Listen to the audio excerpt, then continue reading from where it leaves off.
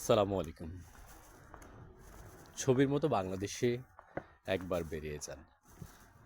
উল্লেখযোগ্য আমাদের মনোহারী স্পট নেই, কিন্তু শিল্পীর আঁকা ছবিতে আমাদের প্রিয় স্বদেশ বাংলাদেশ ৩০ লক্ষ কারিগর এ বাংলাদেশ সৃষ্টি করেছেন দীর্ঘ ৯টি মাস পরিশ্রম করে।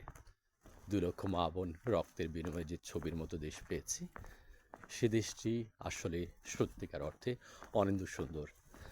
আপনি বাংলাদেশকে তখনই মিস করবেন যখনই আপনি বাংলাদেশ মাটি ক্রস করবেন। পৃথিবীতে আপনি যেখানে থাকুন, আপনি অনেক কিছুই পাবেন।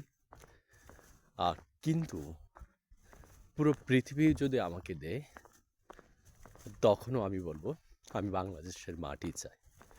কারণ যে মাটিতে আমার জন্ম, যে মাটিতে আমার বেড়ে ওঠা, যে মাটিতে আমার শৈশব কৈশোরের দুরন্তপনা কেটেছে, সেই মাটি আমার কাছে সবচেয়ে বেশি আরাধ্য।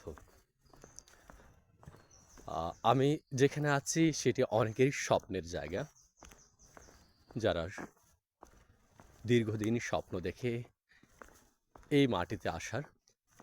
কিন্তু আপনি আসার পরে আপনি যেটা ফিল করবেন, আপনি অনেক কিছু পাবেন, কিন্তু যা পাবেন না সেটা আপনাকে অনেক বেশি টাচ করবে। মনে হবে না আমার সেই গ্রামের উঠোনে বসে এই রৌদ্রোজ্জ্বল সকালে এক কাপ চায়ের মধ্যে একটু কিছু দিয়ে সকালের নাস্তা শেষ করা। আপনি এখানে বার্গার পাবেন, আপনার এখানে হটডগ পাবেন, আপনি অনেক কিছুই পাবেন।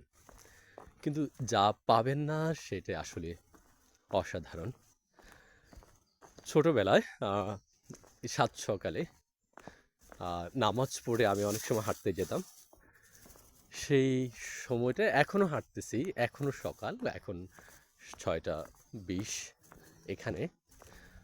সো এখন আমি হাঁটতেছি সুন্দর জায়গায় পার্কের মধ্যে, কিন্তু এত অপরূপ মনোরম পার্কের পরও আমার কাছে সে আমার ছোট্ট উঠানের পাশে ছোট্ট যে ঝোপঝাড়, সেটি অনেক বেশি প্রিয় আমার কাছে। সকালে ঘুম থেকে উঠে মায়ের হাতে এক কাপ চায়ের